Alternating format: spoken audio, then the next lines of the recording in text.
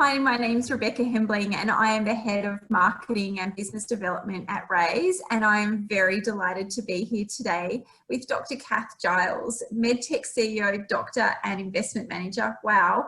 Kath Giles is the CEO of OncoRes Medical, a WA-based medtech startup pioneering handheld device designed to prevent repeat surgeries for breast cancer. Welcome, Kath. Thanks so much, Beck. It's great to be chatting to you today. Let's jump straight in. Kath, breast cancer is the most common type of cancer in women across the world, and you've developed an innovative solution to what is a worldwide problem. Can you tell us about the probe and the technology behind its success? Absolutely. So, Beck, I'm sure you'll be surprised to hear that currently surgeons are still relying on their senses of sight and touch to figure out whether or not they've removed all of the cancer, which in an age where technology rules our lives is kind of mind-blowing, really. It is actually, yeah. And so as a result, with, as you said, breast cancer is the most common cancer in women worldwide. And we're really fortunate that the way that we diagnose it is getting better, and we're diagnosing women far earlier than we ever did before, which means the breast cancers that we diagnose are smaller, and therefore the surgeons can remove just the cancer as opposed to having to remove all of the whole breast through mastectomy. Yeah. So 65% of women these days in sort of the US, Europe and Australia will be treated with a lumpectomy as opposed to a mastectomy, which is fantastic, except then, and the figures, big data has shown us in Australia, 50% of those women, in 30%, the pathologist will discover that not all the cancer's been removed, that there's cancer too close to the edge of the specimen that they are analysing, and that infers, it doesn't confirm, it infers that cancer's left inside the patient.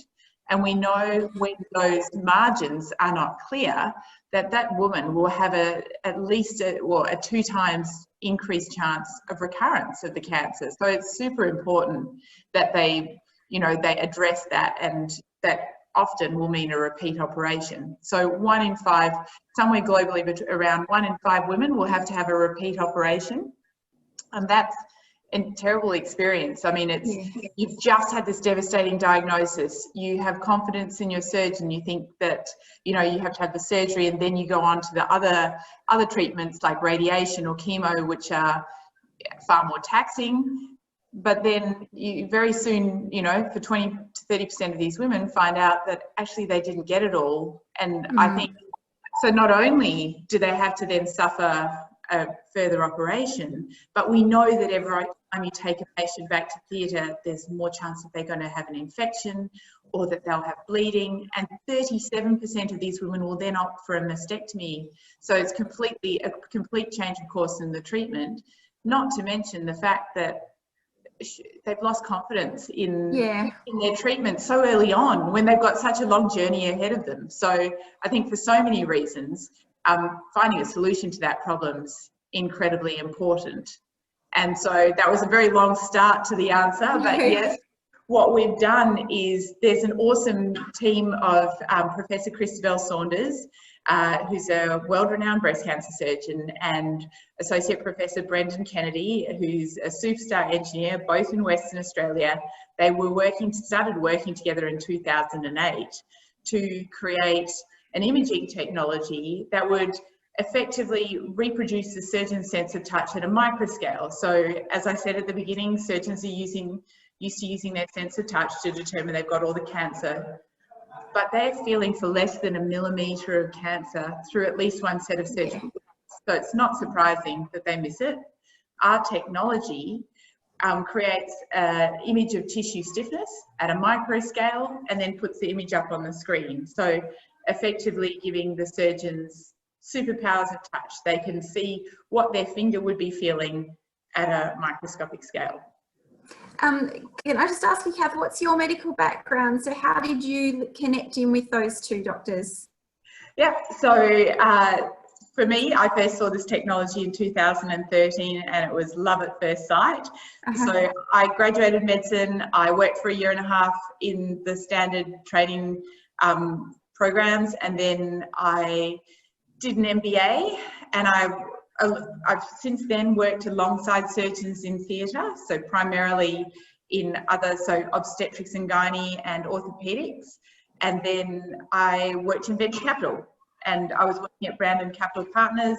This technology was at UWA. I saw it, and I thought it was just what surgeons would be looking for. So no matter what their specialty is, they want more accurate information to help them do better surgery, and it has to be under their control. They don't like waiting for the pathologist to come in, or the radiologist or radiographer to come in. Something in their hands that they can use to improve surgical accuracy was just such an exciting thing for me to see. Yeah, of course.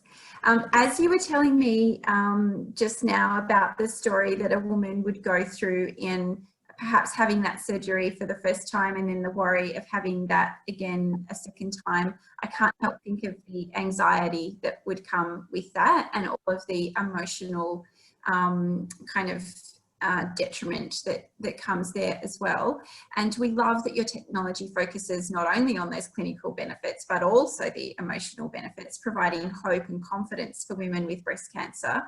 Did you realise that that impact would be there when you were developing the tech from the outset?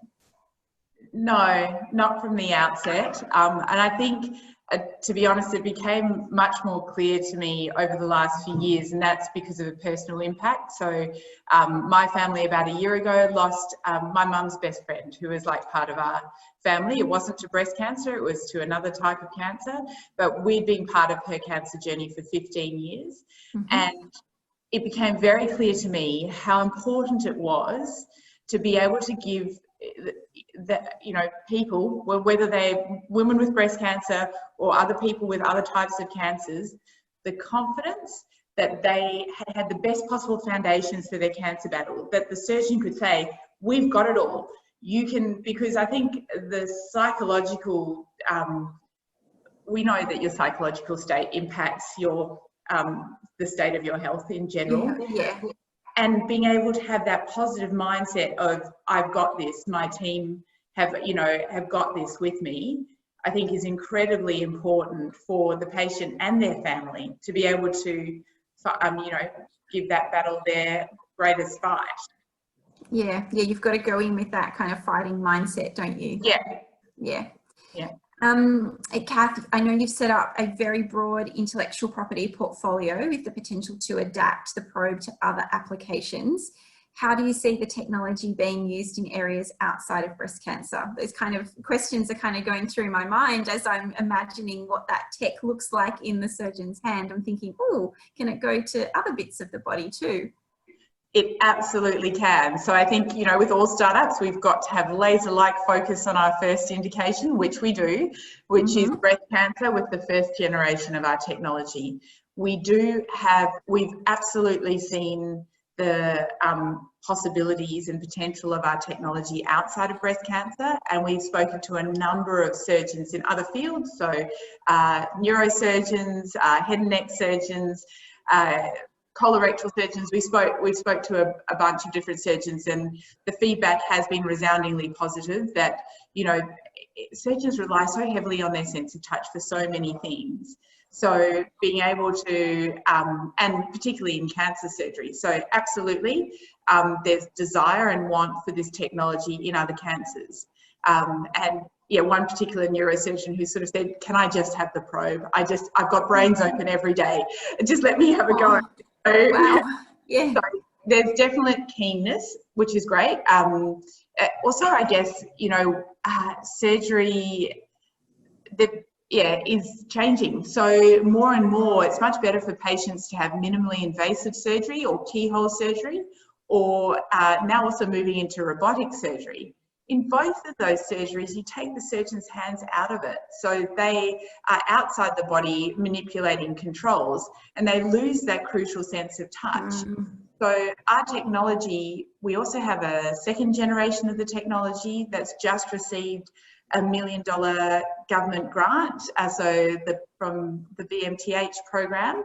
Congratulations. Thanks. Yeah, it's really exciting. And that's enabling us to do some proof of concept work for that second generation of the technology, which will be more applicable to some of those other indications, particularly minimally invasive and robotic surgery. And yeah, just add, round out our portfolio and offer a lot of opportunity going forward. And I think one of the other key things you sort of touched on is, and it's important to note, our portfolio is form factor agnostic. So in terms of our patent coverage, which is fantastic because we know that different clinical indications will require a different form. We know Brendan's team, back before we even made the investment, had already put this technology down a tiny needle. So we know that the technology itself is definitely something that can be implemented into existing surgical tools if necessary, or a whole new probe can be developed for that particular case. Australia produces such great medtech. I love hearing all of these stories. It's so fascinating. Kath, like many women involved in WITWA, you juggle multiple roles. I've already mentioned you're a surgeon, a venture capitalist, and a CEO of a medtech company. How do you balance all of that? Well, yeah, like you say, it's a continuing juggle. Luckily, I'm not the surgeon with the whole responsibility, so I'm only an assistant to the surgeons, which is I love how you play that down. I'm only an assistant. Only an assistant surgeon. I'm not licensed to cut. I'm allowed to sew people up, though. Mm-hmm. And that I haven't done very much of recently. So I've assisted Christabel a couple of times, which has been fantastic, to really get to see, I'd seen cancer surgery before, but very much seeing exactly what we're doing and how it's game-changing in terms of being able to be in there with the surgeon, understanding what their needs are. Obviously, our team are in there all the time, but getting my hands dirty in there is a real privilege to be able to do. So that I haven't done so much recently, but yeah, primarily I'm working on OncoRes now. Helga's taken on a lot of my role at Brandon, which is awesome to get to work together with her. And I think, like all startups need to focus, I also need to focus. And so OncoRes is my key focus at the moment, and my two little girls. Oh, that's nice. That's really nice. What advice do you have for other startups, particularly those in the medtech sector? Oh, I have learned so much in getting the opportunity to be on the operating side as opposed to on the investing side. I guess one of the things that I learned last year was we got to be part of the MedTech Innovator Program, which is a global accelerator program. We're the first Australian company to be able to get into it, which was fantastic. Yeah. And I think that we sit in Australia and we know that in most cases we need to focus on the US as our first market. It's a great first market. But I think that it is so complicated and so in the regulatory setting, in the reimbursement setting, and it's so much more complicated than our healthcare system in Australia, and so fragmented that the importance, I think, of really going over, being in the US, perhaps doing some of those accelerator programs, or, if it's outside of medtech, making sure if you're not targeting the Australian market, figuring out a way to quickly immerse yourself in the market that you are looking to target and get some key supporters there. So as part of the MedTech Innovator, they brought a whole bunch of advisors around all of the startups. And we were super fortunate that we, since then, have picked up a reg advisor who's based in California, who is actually out of the exact FDA group that we need, or subgroup that we need to submit to. So that's incredible, because it's not only the knowledge of the system, it's the network within the system. And similar with our market access consultant, Leslie, who we were really fortunate, flew out to Perth just before the lockdown. She got home just in time. She's been an advisor to the CMS, which is the Medicare and Medicaid in the US, for years. So again, it's not only her immense knowledge, but it's the network that she has. And, and then for us, it's the endorsement that these incredible people have look to spend their precious time on helping us.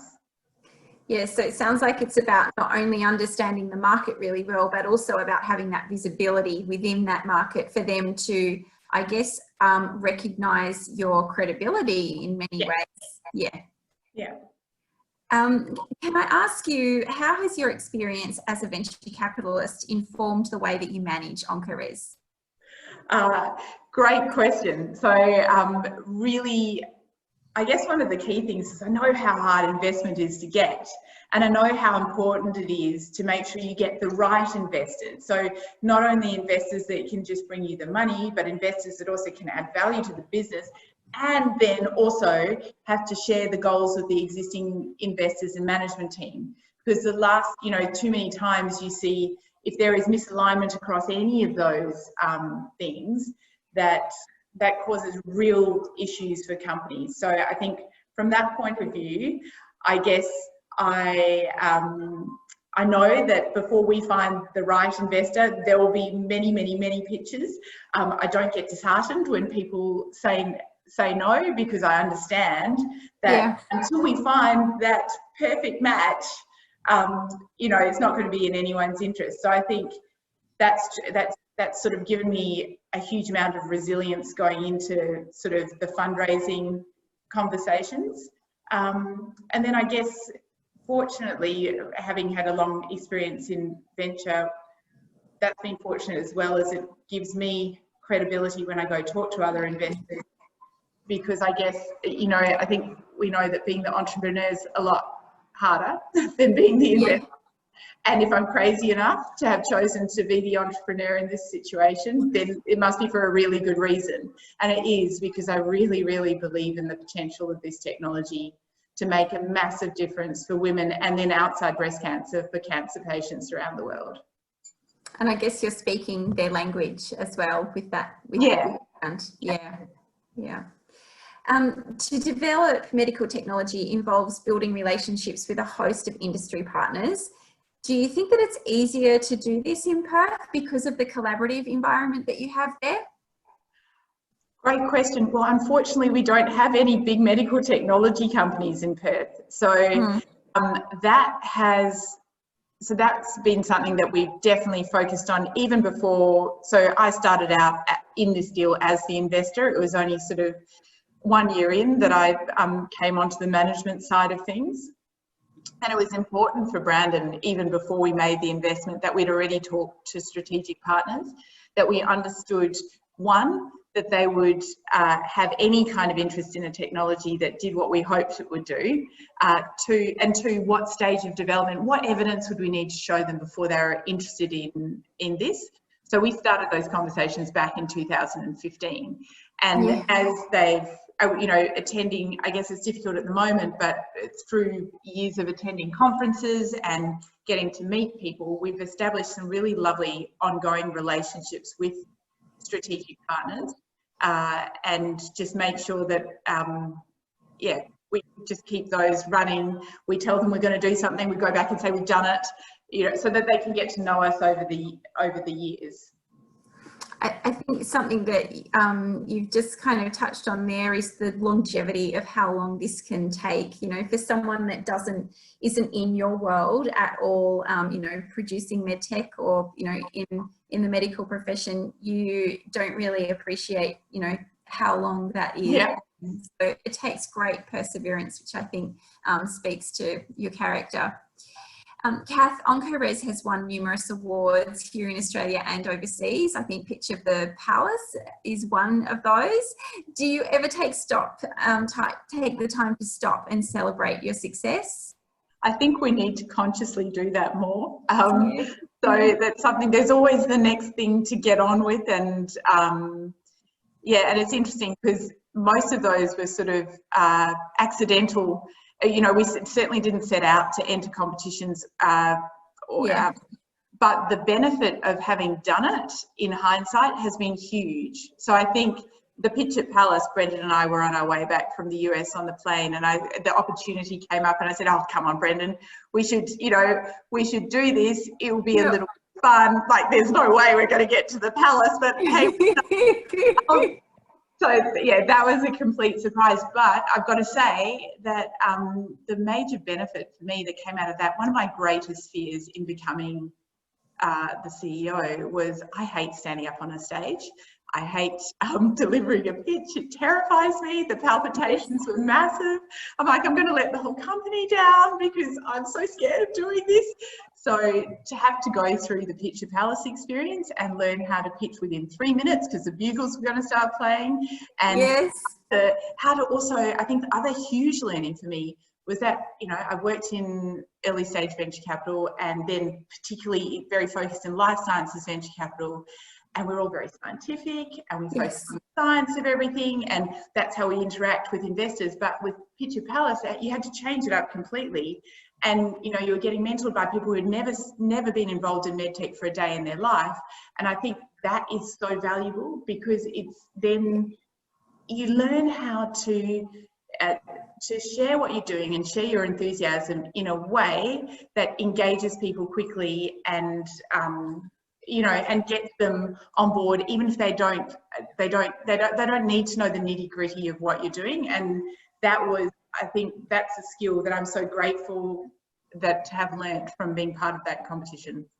What a great scenario to overcome your fear of public speaking with bugles. With bugles playing. I love it. Kath, you're an inspiration to so many young women in the medtech space. So we want to know, who inspires you? My grandma. So she was an amazing woman in STEM back in the early 1900s. She was the one of 6 kids, grew up on a farm in South Africa. She was the only one of those kids to go to university, where she won the prize in maths and geography. So she would have been only one of the only girls at university at all then. She then had 2 sons. Unfortunately, my grandpa died when my dad was 5. And so she was a single mother then, back then, and she dedicated her life to being a teacher.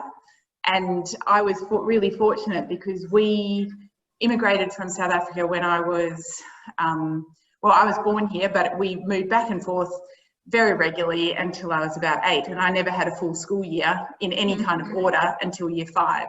And she was with us for most of that time. So she was, you know, pretty much the surrogate for my, year 1 to year 4 teacher. And had a huge love of science. And so I think that she, one, was a really early woman in STEM, that she battled against great adversity and resilience and managed to have, you know, an incredible relationship with her 2 sons. I think she's a huge inspiration to me. That's a beautiful story. Thank you for sharing that. Kath, I have to thank you for your time today. I know you're a busy lady and I'm really delighted that you could share your story with us, and I'm sure that our WITWA members will also love having heard your story. And I just want to wish you luck as well. I know that you're a WITWA award nominee, which is very exciting. So I'm kind of cheering you on from the sidelines. Oh, thank you so much. It has been so great to get to talk to you today. My pleasure. Thank you.